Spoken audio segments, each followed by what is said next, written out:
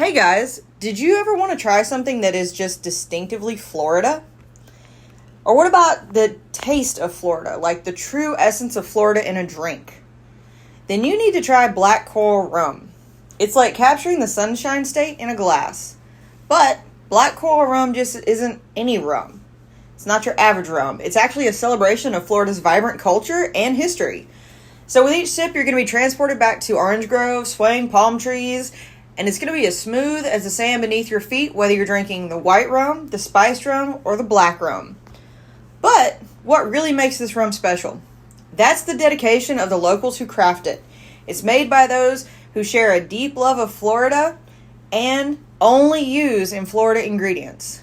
So, if you're looking for something that is distinctly Florida, then look no further than black coral rum. Where do you find black coral rum, you ask? You're going to find it at their distillery in West Palm Beach. Their distillery is Steel Tie Spirits. Can't make it to West Palm? That's okay. Check out their website, steeltiespirits.com. And trust me, you're going to sip on this and you're going to think nothing but Florida.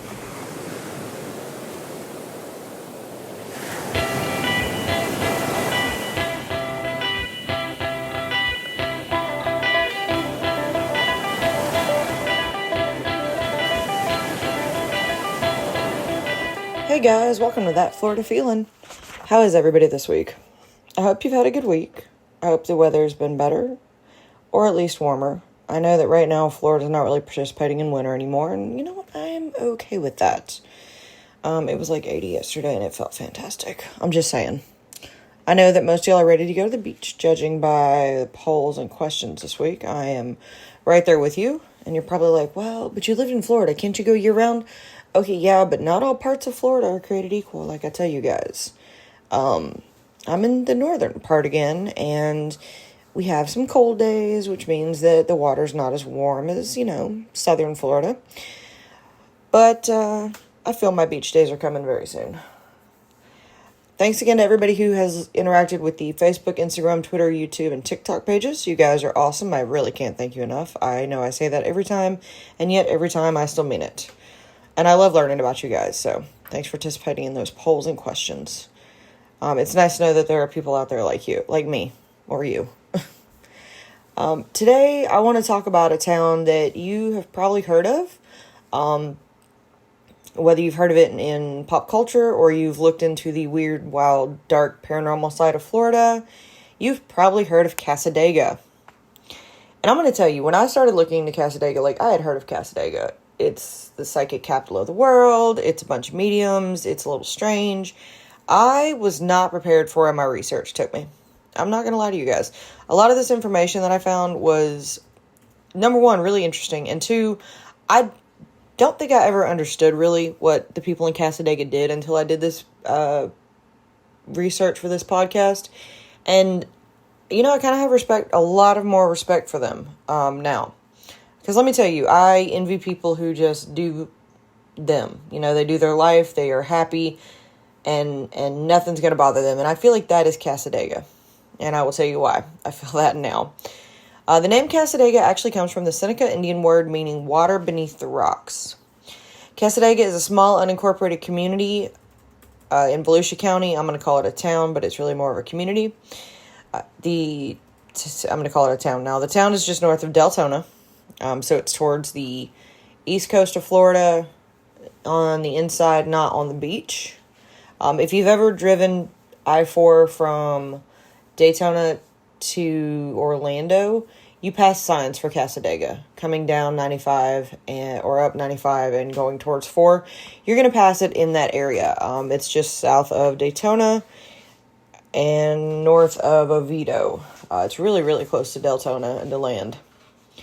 And of course, the town is known for being home to many mediums and psychics. In fact, it has the name Psychic Capital of the World. That wasn't just me saying that. That is its official nickname.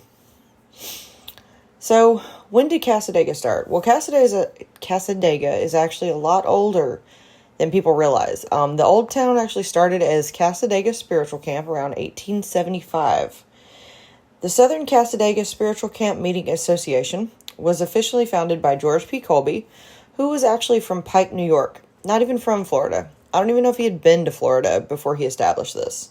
Colby himself was a trance medium who, prior to establishing the camp, had been traveling from state to state, giving out readings and performing seances. He was really well known in like the spiritualist community. In fact, he was so well known, he was often referred to as the seer of spiritualism. Colby had attended a summer spiritualist camp in Lilydale, New York. Fun fact, the town next to Lilydale was Cassadaga, New York, which is where he got the name for the camp that would become the spiritualist town in Florida. Colby worked with several spirit guides to give him knowledge of what he should be doing, where he should go. And during this time, one of his spirit guides was Seneca, who was a Native American. Seneca had come to Colby during a seance in Iowa, and Seneca had told Colby he needed to go south. In fact, he needed to go to Florida. Colby did as Seneca said, and he eventually arrived in the place called Blue Springs near Orange City, Florida. Colby had said that Seneca had led him to the same place that he had seen in the seance when Seneca had first come to him in Iowa. He felt that this was just the place that he needed to be.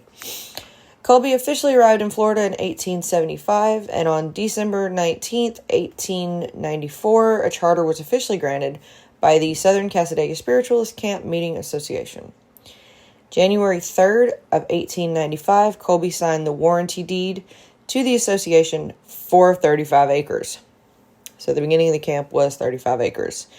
And of course, the people who came to the spiritualist camp when it very first started were actually well-to-do, pretty well-educated, and kind of were well-rounded. You know, you think when you think spiritual, you think kind of in the movement, like the fake seances and all that. No, these people were well-educated, almost really well-known in science, and they were kind of respectable. The association later expanded to 57 acres, which is the size of the camp currently. The camp now has 55 homes, and those who reside in the town are a community of spiritual people where they can workshop and work in harmony with these beliefs. They do mostly have mediums and healers who do offer their services from their homes. There's a bookstore and also a couple other things that really help the camp, the people at the camp live there and work and do their thing. Now, I'm not going to lie to you. When I started doing this, I did take a rabbit hole down spiritualism. And I'm going to talk to you a little bit about it because these aren't just mediums who are just trying to scam people for money. These people truly believe in spiritualism, and spiritualism is its own kind of religion. The principles of spirituality taught by the people in Cassadaga state that spiritualism has no dogma or creed. It is simply a set of 9 principles that help guide our lives. And the teachings of spiritualism really center around the science, philosophy, and religion based upon the principle of a continuous life. So what is spiritualism? What do these people believe in? What is spiritualism? Spiritualism is the science, philosophy, and religion based on the principle of a continuous life demonstrated through mediumship. They are considered a science because they investigate, analyze, and classify facts and the manifestation of spirits. So they are solely focused on spirits and how they interact with us and how they manifest and how they interact with the world we see. They are a philosophy because it studies the laws of nature, both on the seen and unseen side of life, and bases conclusions upon present and observed facts. Lastly, it is a religion because it strives to understand and comply with the physical, mental, and spiritual laws of nature, which they do say are the laws of God. So yes, they do believe in God. They believe in God, Jesus, and the Bible. They do not believe in the devil because they do not believe in the Savior God philosophy, and they do not embrace the idea of sinning or falling from grace. I want to say what they believe in is almost like karma. They believe in the consequences of one's actions. You do something bad happens. You do something good happens. This is really the basis of their beliefs.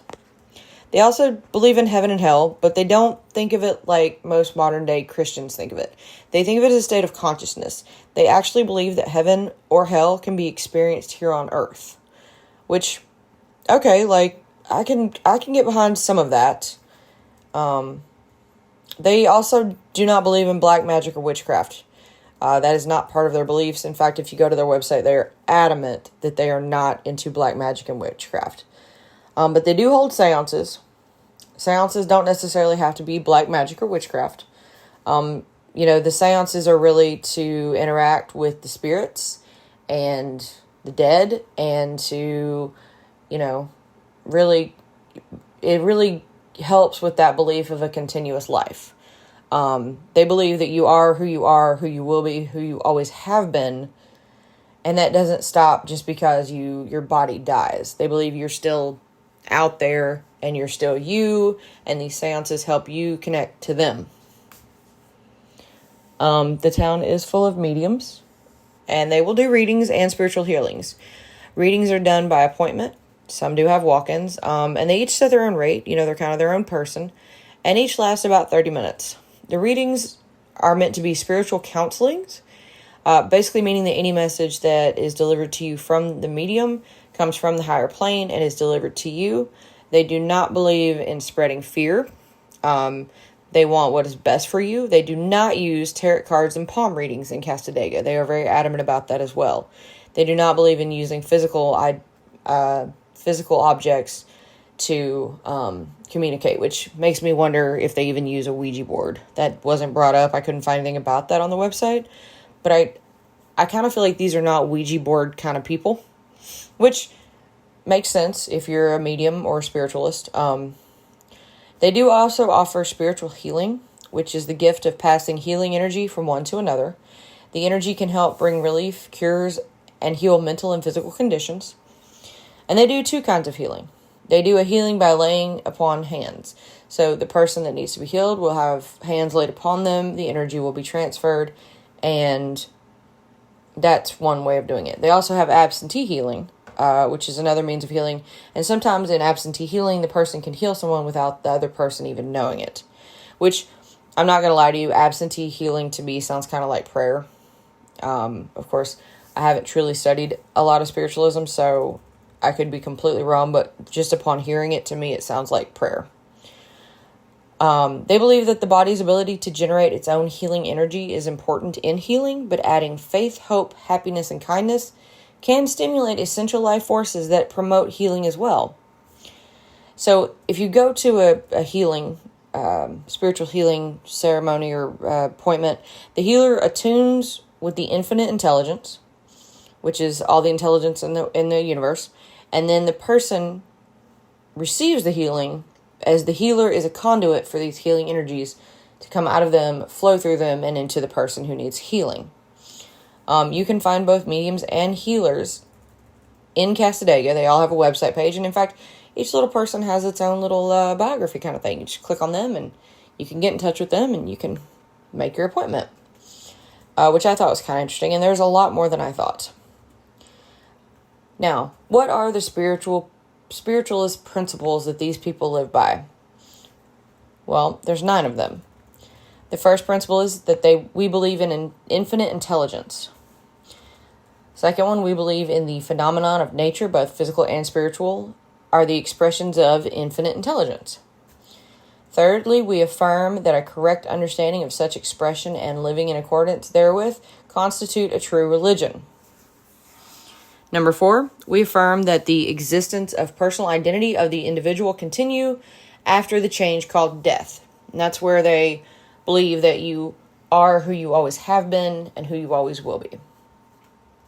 We affirm that communication with the so-called dead is a fact and scientifically proven by the phenomenon of spiritualism. So they absolutely 100% believe you can communicate with the dead, and some of them do. We believe that the highest mortality is contained in the Golden Rule. Whatsoever ye would do to others should do unto you, but ye also do unto them, which basically is the same Golden Rule that we've heard our entire lives. Do unto others what you would have them do unto you, which is straight out of the Bible. So, I mean, I can get behind that one. Treat others how you want to be treated. I get that. I 1,000% think that's how everybody should live.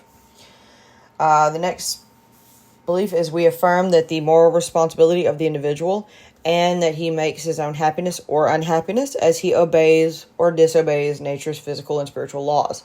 And that's really where it comes into, they don't believe in really like the sinning part of like Christianity. They think that you literally put out good energy, you get good energy. You put out bad energy, you get bad energy. which I can also kind of get behind that. We affirm that the doorway to reformation is never closed against any human soul here or hereafter, which basically means that even after you're dead, you can still have changes. You can still make decisions. You can change. You can become better. The last one is we affirm that the precepts of prophecy and healing contained in the Bible are divine attributes proven through mediumship. And they do talk about on their website how some of this is talked about in the New Testament, which I thought was very interesting. I think it's very interesting that they have all these spiritual beliefs, yet they do believe in God and Jesus and the Bible. And they do believe that they are divine text. So Cassadaga is really a charming town that really kind of does its own thing. They do have the Cassadaga Hotel. They have an auditorium for gatherings, the Kobe Memorial Temple. They have a community library, the Caesar Foreman Healing Center. They even have a bookstore, which the bookstore is kind of cool if you look into it. They have a lot of information. They also offer tours out of that bookstore. They have a welcome center, which is where you can go to learn if you want to be a member. They have the Andrew Jackson Davis Educational Building that is used for gatherings and musical events. The Colby Alderman Park also calls the town of Cassadaga home.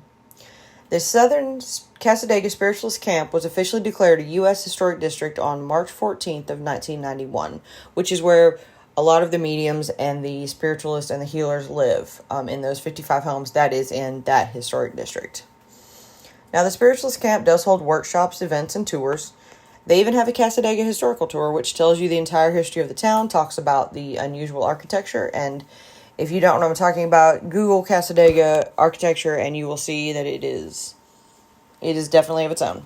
And they also talk about the spirit activity in the town on the historical tour. They will also tell you about the energy of the town and give you an insight on spiritualism, which I think is great. They offer a history tour and they also tell you what they're doing. They're not hiding it. The other tour that they offer officially is called the Encounter the Spirit Night Tour. This tour is given from October 1st to April 30th, and then May 1st to September 30th. So they do take, I guess they do it year-round. I think it's only different because of the time change. So I think it's offered earlier, October through April, and then a little bit later, May through September, due to the time changes, so that it's dark outside. And the tour takes you to energy hotspots. It allows you to feel the energy in the town, and they allow you to capture it in a number of ways. They do tell you about spiritualism, mediumship, physical phenomenon, and about just how the energy came to the town and what they do there. They actually encourage you to bring a digital camera, not a phone. They say phones will work, but digital cameras are better. And that really allows you to capture the orbs, the lights, the spirit manifestations, anything going on around you. The tour also takes you through the Victorian area community and into 2 different historical buildings in the town.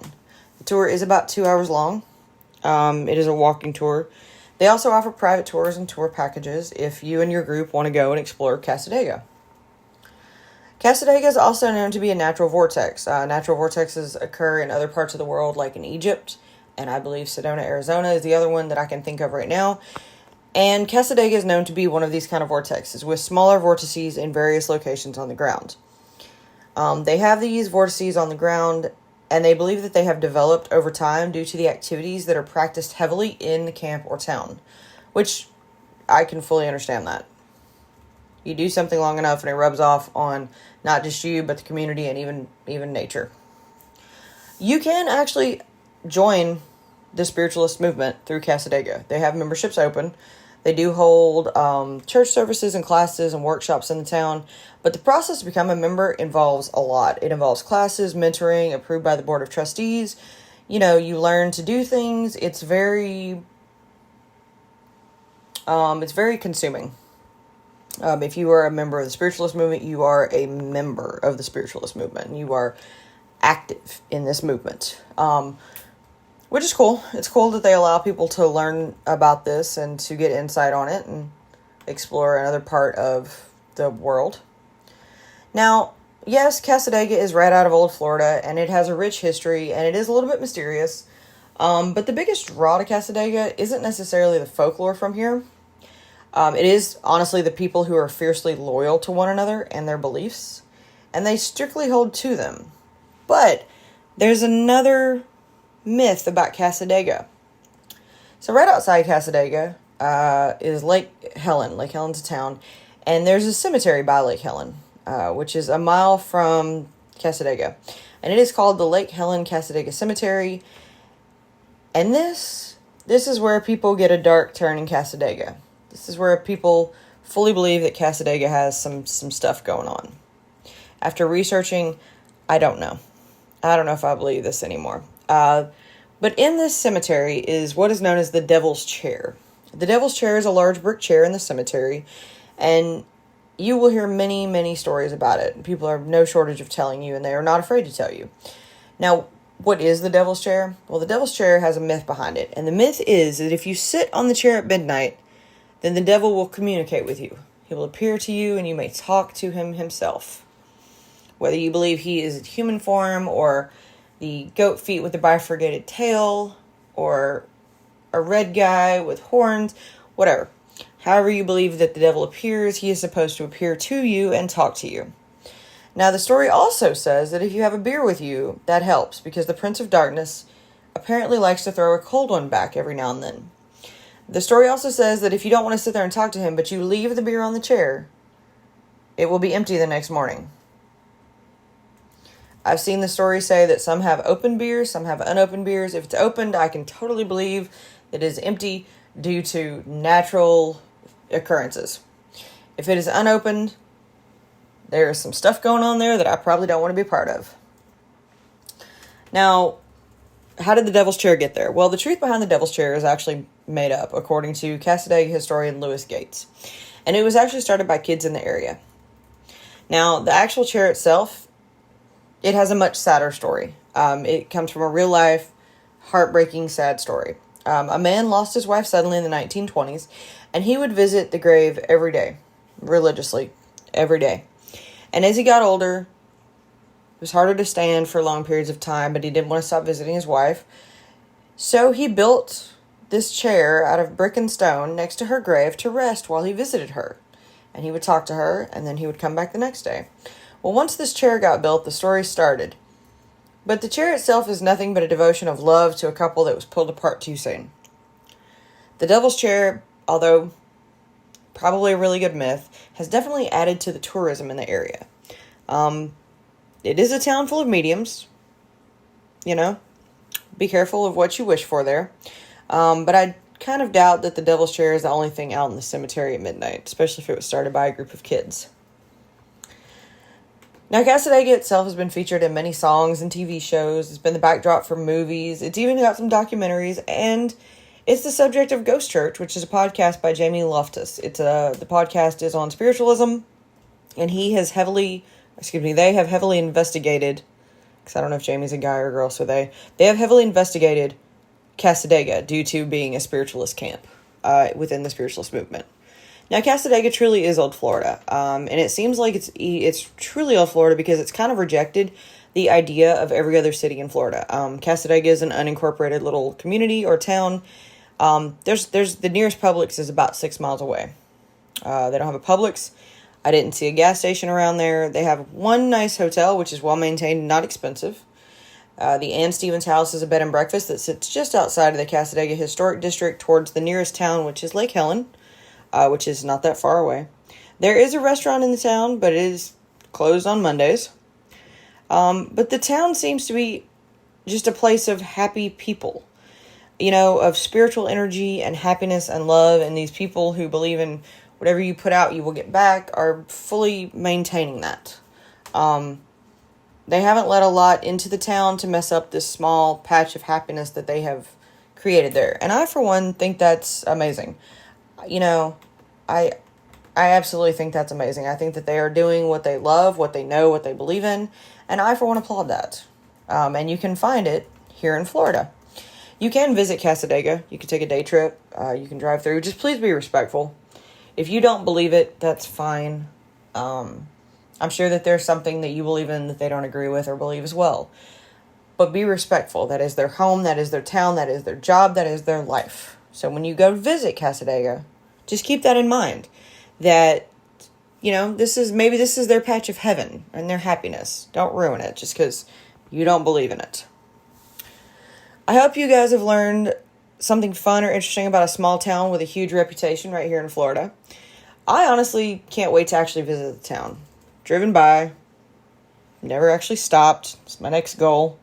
If you've been, though, let me know how it is. Message me on Instagram, Facebook. Tell me what your thoughts on Cassadaga were. Did you feel any weird energies? Did you think it was different? Did you just think it was a strange town? Or did you just not care and it's Cassadaga? Or did you go see the Devil's Chair?